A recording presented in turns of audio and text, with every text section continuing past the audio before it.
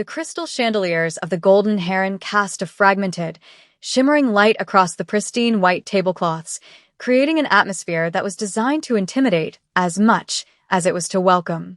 For Minho, a man whose reputation in the city's underbelly was whispered with a mixture of reverence and terror, this opulence was nothing more than a stage set.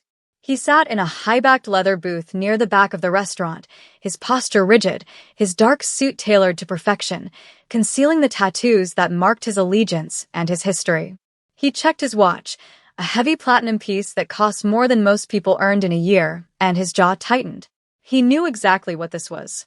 His lieutenants, a group of ambitious young men who mistook cruelty for strength, had organized this lunch under the guise of expanding social horizons, but Minho knew the truth. It was a test, a prank, a way to see if the stoic boss would crack when presented with a situation they deemed humiliating. They were watching from the bar area, their laughter barely suppressed behind crystal tumblers of whiskey, waiting for the woman they had selected to walk through the doors. They expected him to be angry, to storm out, or perhaps to mock the date to maintain his hard-edged persona. Minho took a sip of water, his eyes scanning the entrance. He had spent a lifetime reading people, predicting their movements before they made them, and he was tired. He was tired of the posturing, tired of the violence, and tired of the shallow loyalty of men who only followed him out of fear. He expected a woman who was perhaps loud, or someone they had paid to be obnoxious, someone designed to clash with the refined atmosphere of the French restaurant. The heavy oak doors swung open, and the hush that fell over the front of the house was palpable. It wasn't the silence of awe that usually accompanied a celebrity. It was the judgmental silence of the elite assessing an outsider. Standing there, clutching a modest purse with white-knuckled tension, was Jasmine. She was not the caricature his men had likely promised. She was a slightly plus-sized African-American woman, wearing a simple, beige dress that fell to her knees. It was a dress bought from a department store rack, sensible and neat, but it looked like burlap next to the silk and satin of the other patrons. She hesitated at the maitre d's podium, her eyes wide and darting around the room like a deer that had wandered into a wolf's den. From his vantage point, Minho saw not just her appearance, but her spirit. He saw the way she smoothed the fabric of her dress, a nervous tick that betrayed her terrifying anxiety. He saw the way she took a deep breath, steeling herself against the invisible waves of judgment rolling off the nearby tables. His men at the bar were nudging each other, covering their mouths to hide their snickers. They saw a punchline. Minho saw a human being walking into a firing line. He felt a sudden, sharp spike of anger, not at the woman, but at the world that made her feel so small before she had even spoken a word. He watched as the maitre d', a man with a nose so upturned he seemed to be inspecting the ceiling, looked at her reservation name on his tablet with a sneer. Jasmine whispered something, pointing toward Minho's table. The maitre d' sighed, a theatrical gesture of long-suffering patience, and began to lead her through the maze of tables. Minho did not look away. He kept his gaze fixed on her, his face unreadable, waiting to see if she would run or if she would walk the gauntlet. As Jasmine navigated the space between the tables, she felt the weight of 100 eyes pressing against her skin. The restaurant smelled of expensive truffle oil and old money, a scent that made her feel nauseous with insecurity. She had almost canceled this date 3 times that morning. Her friends had told her she was crazy to accept a blind date at such a high-end place, especially one set up through a friend of a friend she barely knew. But there was a part of her, a small, hopeful ember buried deep beneath layers of self-doubt, that wanted to believe in fairy tales. She wanted to believe that maybe, just maybe, she deserved a seat at the table. However, as she passed a table of socialites who fell silent and tracked her movement with critical gazes, that hope began to curdle into shame. She felt too large for the narrow gaps between the chairs. She felt the fabric of her beige dress pulling tight, and she imagined seams bursting, a nightmare scenario playing out in her head. She spotted him then. Minho. He was terrifyingly handsome, with sharp cheekbones and eyes that seemed to hold a darkness she couldn't quite place. He looked like a statue carved from obsidian and ice. Panic flared in her chest. This man was out of her league, He was out of her universe. She slowed her pace, her heart hammering against her ribs like a trapped bird. Surely there was a mistake. He was probably waiting for a model, someone tall and willowy who drank champagne for breakfast. Jasmine looked toward the exit, the instinct to flee nearly overwhelming her legs. But then, Minho did something that stopped the room. He stood up. In the world of fine dining, and in the world of the Mafia, respect was a currency, and standing for a guest was a sign of high honor. The snickering from the bar died down instantly. Minho buttoned his suit jacket with a fluid motion and waited, his eyes locking onto hers. He wasn't looking past her. He was looking at her. Jasmine forced her feet to move, each step feeling like she was wading through molasses. When she finally reached the table, she was breathless, not from exertion, but from the sheer emotional toll of the walk. "Hi," she managed to squeak out, her voice trembling. I'm Jasmine. "I think we're supposed to be having lunch." She braced herself for the rejection, for the look of disappointment, for the excuse that he had an emergency phone call. Instead, Minho nodded, a slight bow of his head that was culturally ingrained but deeply personal in this moment. "I am Minho," he said, his voice a low baritone that seemed to vibrate through the table. "Please sit." He gestured to the chair opposite him. He didn't wait for the waiter to pull it out. He reached over and adjusted the chair for her himself. As she sat, she felt the plush leather swallow her, offering a momentary comfort. She risked a glance at him. "I almost didn't come in," she admitted, the words tumbling out before she could stop them. "I feel a bit." Underdressed, Minho looked at her beige dress, then at the flashy, sequined gowns of the women at the next table.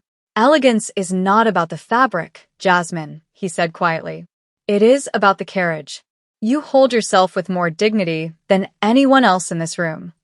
The arrival of the waiter broke the fragile bubble of connection that had started to form.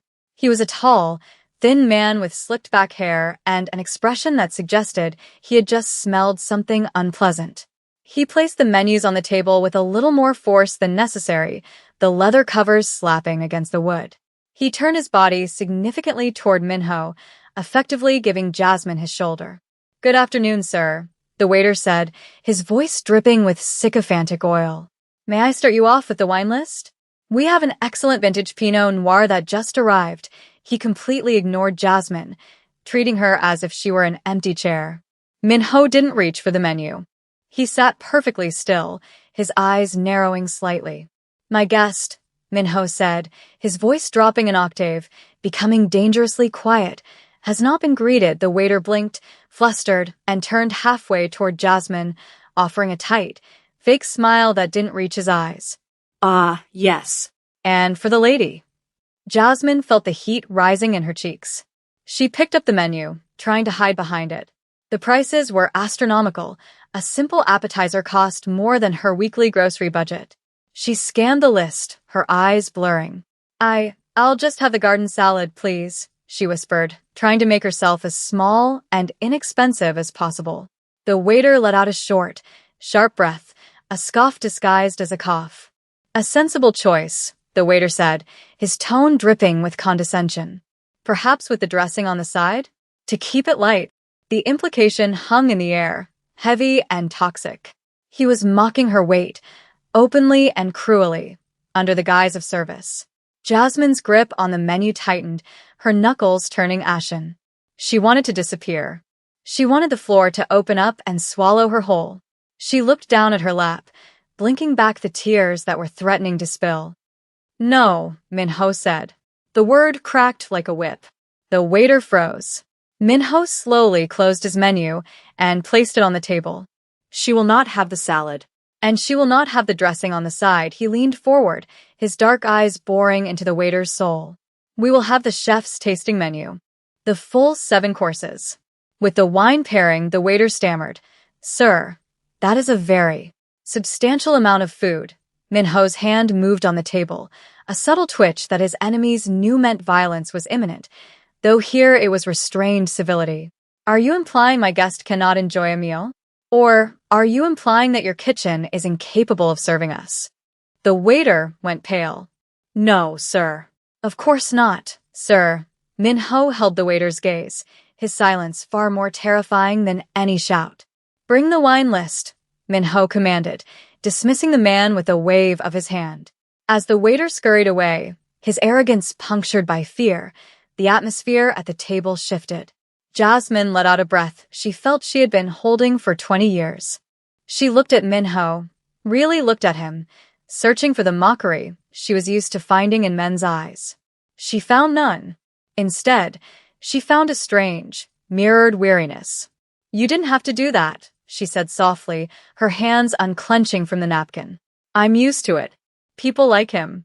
They just see what they want to see." Minho reached for his water glass, the crystal catching the ambient light. "That is exactly why I had to do it," he replied. "Disrespect flourishes in the dark. When you shine a light on it, it withers." He paused, looking at the scars on his knuckles, remnants of a life she couldn't possibly imagine. "Besides," he added, his voice softening, "I suspect you have fought enough battles alone. Tonight, you do not have to." The arrival of the first course brought with it a sensory shift that seemed to insulate them from the rest of the restaurant. The plates were works of art, delicate arrangements of scallop and foam that looked too beautiful to destroy with a fork. Jasmine hesitated, her insecurity flaring again as she looked at the array of silverware flanking her plate. She felt the familiar prickle of panic, the fear of using the wrong fork and confirming everyone's bias that she didn't belong. Minho, sensing her hesitation without looking up, picked up the outermost fork. He didn't make a show of it. He simply began to eat, signaling the correct path without a word of instruction. Jasmine followed his lead, the first bite melting on her tongue, a burst of flavor that was startlingly intense. As the meal progressed, the tension in her shoulders began to dissolve. They spoke, tentatively at first, about safe subjects: the weather, the city, the food. But the artificiality of small talk quickly eroded under the weight of the genuine curiosity they felt for one another. Jasmine found herself talking about her job as a pediatric nurse, about the children who didn't care what she looked like, only that her hands were gentle and her voice was kind. She spoke of the exhaustion of caring, of the emotional toll of holding space for others' pain while often having no one to hold hers. Minho listened with an intensity that was disarming. He was a man who was used to people talking at him, pleading, bargaining, lying, but rarely did anyone talk to him with such unvarnished honesty. He found himself sharing fragments of his own truth, carefully edited but emotionally resonant. He spoke of the burden of expectation, of being born into a life where weakness was a death sentence. "I am surrounded by people," Minho said, tracing the rim of his wine glass, "yet I have never felt more isolated than when I am in a room full of my friends." He glanced toward the bar, where his lieutenants were still watching, though their laughter had died down, replaced by confused whispering. They couldn't understand why their boss was engaging so deeply with the woman they had meant to be a punchline. "We are both judged for our exteriors," Minho continued, his eyes returning to Jasmine. "They see you and assume you are weak or undisciplined. They see me and assume I am a monster or a king. Neither of them bothers to check if there is a person breathing underneath." Jasmine felt a lump form in her throat. It was the first time a man had ever equated his struggle with hers, validating her pain rather than dismissing it. "It's heavy armor to wear," she whispered. "It gets so heavy," Minho nodded slowly. Yes. "But tonight, perhaps we can set it down." The spell of the evening was fragile, held together by the thin thread of their growing connection, and it was about to be shattered. From the bar area, Dae-young, the ringleader of the prank and Minho's second-in-command, watched with growing irritation. The joke was supposed to be over by now. Minho was supposed to have made an excuse and left, or at the very least, he should be sitting there in stony silence, enduring the humiliation. Instead, he looked engaged. He looked Human. This did not sit well with Dae-young, whose entire worldview relied on the hierarchy of dominance and superficial power. He downed the last of his whiskey, the amber liquid fueling his bravado, and slammed the glass onto the bar. "He's losing it," Dae-young muttered to the others. "He's actually entertaining her. It's embarrassing." He adjusted his silk tie, smoothed back his hair, and decided to intervene. He would force the issue. He would remind Minho of who he was and, more importantly, remind Jasmine of who she wasn't. Dae-young strode across the dining room floor, his gait arrogant and claiming space. The sound of his heavy footsteps approached their table like a gathering storm. Jasmine felt the shift in energy before she saw him. Minho's face, which had been open and relaxed, suddenly hardened into a mask of granite. Dae-young stopped right at the edge of their table, looming over Jasmine, ignoring her presence entirely to address Minho. "Boss," Dae-young said, his voice loud enough to carry to the surrounding tables. "We were getting worried. The boys, and I thought you might need an extraction," he laughed, a harsh, barking sound. "We didn't realize you were running a charity event tonight." The cruelty of the words hung in the air, suspended in the silence of the restaurant. Jasmine froze, her fork halfway to her mouth. The blood drained from her face, leaving her ashen. The word charity echoed in her mind, confirming her worst fears, that this wasn't a date, it was a setup, a joke. She looked at Minho, her eyes wide with betrayal and humiliation, waiting for him to laugh, to join in, to reveal that he had been part of it all along. Minho did not look at Dae-young. He carefully placed his silverware on the plate, aligning them with precision. "Dae-young," Minho said, his voice terrifyingly calm. "You are interrupting my dinner." Dae-young, emboldened by the audience of the restaurant and his own drunken confidence, didn't back down. He leaned in closer, a smirk playing on his lips. "Come on, Minho. Look at this. It's a gag, right? You can't seriously be sitting here with this." He gestured vaguely at Jasmine, a gesture of dismissal that reduced her to an object, an eyesore. "We set this up for a laugh, to see if you'd actually go through with it. Don't tell me you're actually enjoying the company of the whale." The slur hit Jasmine like a physical blow. She gasped, a small, wounded sound, and pushed her chair back, ready to flee. The tears she had held back earlier now spilled over, hot and stinging. She grabbed her purse, her hands shaking so badly she dropped her napkin on the floor. "Hey, I have to go," she stammered, her voice breaking. "I knew it. I knew I shouldn't have come." "Sit down, Jasmine." Minho's voice wasn't loud, but it possessed a command that froze everyone in a 20-foot radius. He wasn't speaking to her as a subordinate. He was speaking to her as a protector. He stood up then, rising slowly, unfolding his height until he towered over Dae-young. The restaurant had gone deathly silent. Even the kitchen staff had paused, peering through the service window. Minho turned his body to face his lieutenant, his eyes burning with a cold, white-hot fury that Dae-young had never seen before. "You speak of size," Minho began, his voice projecting clearly through the room, reaching every diner who had stared, every waiter who had sneered. "You look at this woman, and you see only volume. You see space occupied." He took a step closer to Dae-young, who involuntarily took a step back, the smirk faltering. "I have sat across from her for an hour. Do you know what I have seen?" Minho gestured to Jasmine, who was frozen in her chair, tears streaming down her face. "I have seen a woman who carries the weight of the world with a grace you could never understand. I have seen a woman who faces judgment every single day, judgment from small, empty men like you, and yet she remains kind. She remains soft in a world that tries to harden her." Minho's voice cracked with emotion, a rare display of vulnerability that stunned the room. "You set this up as a joke? You thought it would be funny to put a beast with the boss." Minho laughed, a dry, humorless sound. "You are right. There is a beast at this table. But it is not her." He pointed a finger at Dae-young's chest, poking the expensive silk suit. "It is the man who thinks humiliation is humor. It is the man who thinks beauty is a size." He looked around the room, making eye contact with the socialites and the businessmen who had judged Jasmine earlier. "She is the only real thing in this entire room. Her heart is vast. Yours, Dae-young. Yours is withered. It is microscopic. You are the small one here." Dae-young stood paralyzed, his face burning a deep crimson. The public dressing down dismantled his ego piece by piece. There was no comeback for moral superiority. The silence that followed was heavy, but it was no longer a silence of judgment directed at Jasmine. It was a silence of shame directed at Dae-young and everyone who had silently agreed with him. Minho turned his back on his lieutenant, dismissing him as if he were nothing more than dust. He turned to Jasmine, his expression softening instantly from rage to profound tenderness. He reached into his pocket and pulled out a handkerchief, pristine and white, and offered it to her. "I apologize," he said, his voice trembling slightly. "I apologize for the company I have kept. I apologize that you were brought here under false pretenses." Jasmine took the handkerchief, her hands still shaking. She looked up at him, and she saw tears in his eyes too.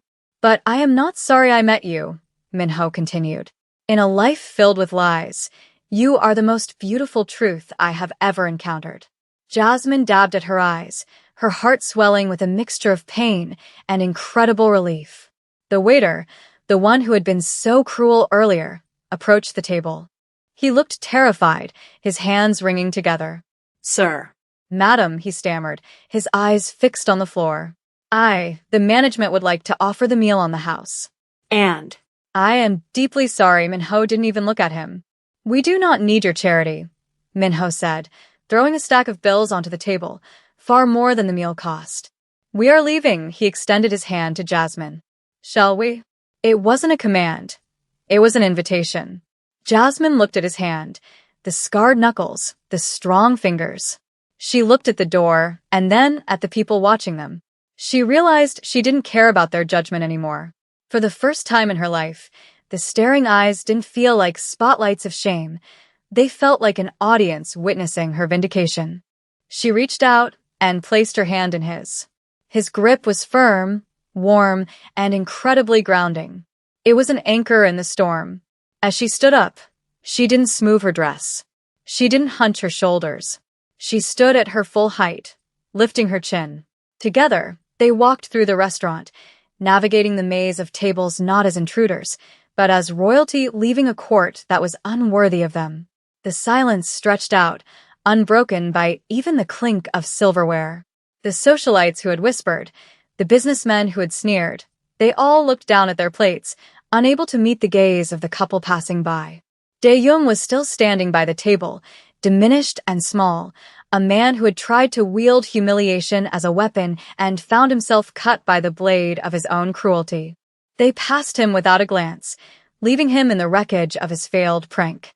When the heavy oak doors swung shut behind them, cutting off the scent of truffle oil and the stifling atmosphere of the Golden Heron, the cool evening air hit their faces like a benediction. The street outside was bathed in the amber glow of city streetlights, the noise of traffic a welcome chaotic hum after the suffocating quiet of the restaurant. They walked a few paces away from the entrance before stopping. The valet stepped forward, holding the keys to Minho's sleek black sedan, but Minho shook his head. "Not yet," he said softly. He turned to Jasmine, his demeanor shifting from the fierce protector back to the man who was simply trying to figure out his own heart. The adrenaline that had sustained them inside began to ebb, replaced by a raw, vibrating intimacy. Jasmine looked up at him, the streetlights reflecting in her eyes, which were still shimmering with unshed tears. "You really meant what you said?" she asked, her voice barely a whisper. About seeing me?" It was the question of a woman who had been conditioned to believe she was invisible, or worse, an eyesore. Minho reached out, his fingers brushing a stray lock of hair from her forehead with a tenderness that defied his violent reputation. "I have never meant anything more," he replied. "In my world, Jasmine, everyone wears a mask. They pretend to be brave, they pretend to be loyal. Tonight, you are the only one who is brave enough to be yourself. That is a kind of beauty that makes everything else look cheap." "I'm usually the punchline," Jasmine admitted, leaning against the stone railing that lined the sidewalk, looking out at the passing cars. "I've spent my whole life trying to shrink, trying to take up less space so people wouldn't be offended by my existence. But tonight, when you stood up," she choked back a sob, a happy one this time. "I felt like I was worth defending." Minho moved to stand beside her, looking out at the city skyline. "You are worth defending," he said firmly. "And you should never shrink. You should expand. You should fill every room you enter, because the world needs more of what you have." He looked at his hands, the scarred knuckles that had delivered so much pain in the past. "I have spent my life taking up space through fear. I make people small so I can feel big. Tonight, for the first time, I wanted to be big for the right reason. To protect something precious, he turned to her, a small, crooked smile touching his lips. And I am still hungry. That foam and scallop. It was not enough. Jasmine laughed, a genuine, bell-like sound that seemed to cleanse the air between them. I'm starving, she confessed. I was too nervous to eat all day. Minho offered his arm, a gentlemanly gesture that felt entirely natural now. I know a place, he said. It is not 5 stars. There are no chandeliers. But the grandmother who runs it makes a kimchi stew that will heal your soul. Jasmine took his arm, feeling the solid muscle beneath the expensive suit fabric. That sounds perfect, she said. They began to walk down the city street, away from the district of high-end pretension and toward the vibrant, beating heart of the city. As they walked, the distance between them closed. They weren't just a mafia boss and a nurse anymore. They were 2 souls who had found a strange, unexpected refuge in each other. Minho asked her about her work, about the kids she helped, listening with a rapt attention that made Jasmine feel like the most interesting person in the world. In turn, she asked him about his tattoos, not with judgment, but with curiosity about the stories they told.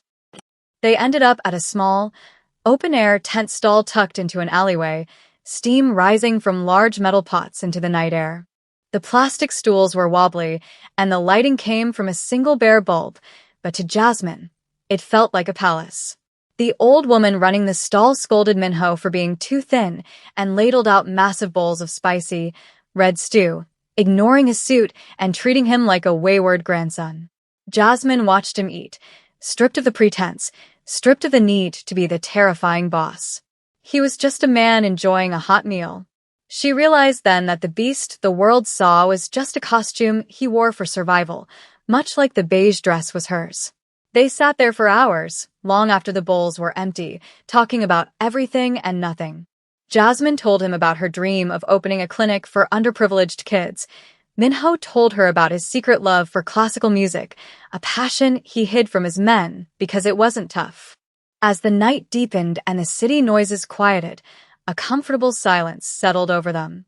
It wasn't the awkward silence of the blind date's beginning, nor the tense silence of the confrontation. It was the companionable silence of 2 people who no longer needed to hide. Minho looked at Jasmine, the harsh fluorescent light of the stall softening her features. He realized that the prank his men had pulled, the cruel joke intended to mock him, had backfired in the most magnificent way. They had tried to anchor him with a weight, but instead, they had given him a balloon. They had given him a way out of the darkness he had been drowning in. They thought they were punishing me, Minho said quietly, breaking the silence. They thought that by sitting me next to you, they would lower my status. He reached across the small, sticky table and took her hand again. They didn't realize they were giving me a gift. They were giving me the chance to see what real strength looks like. Jasmine squeezed his hand back. And they thought they were humiliating me, she whispered. They thought I would run away and cry. But instead, I found someone who sees me. She looked into his dark eyes, seeing the vulnerability he kept hidden from the world. I think, she said slowly, that maybe we saved each other tonight. Minho nodded, his expression solemn. I think you are right. He stood up, dropping a generous amount of cash on the table for the old woman, who bowed profusely. Come, he said. Let me take you home. Properly this time. No running. They walked back toward the main street, the city asleep around them. The night had started with cruelty and judgment, fueled by the superficial standards of a society obsessed with appearances. It had been designed to break a woman for her size and a man for his pride. But as they walked side by side, their shadows merging into one under the streetlights, it was clear that the night had ended in victory. They had found something rare in the wreckage of that dinner. They had found the truth that beauty isn't found in the cut of a dress or the number on a scale, nor is strength found in the fear you inspire in others. True beauty is the courage to be vulnerable, and true strength is the willingness to stand up for dignity, even when the whole room is laughing. As Minho opened the car door for Jasmine, he didn't care about what his lieutenants would say the next morning. He didn't care about the whispers in the underworld. He knew that he had found something real, something solid, in a world of smoke and mirrors. And as Jasmine slid into the seat, she didn't worry about whether she fit. She knew, with a certainty that settled deep in her bones, that she belonged exactly where she was. The blind date was over, but their story, a story of unexpected kindness and the redemption of two lonely hearts, was just beginning.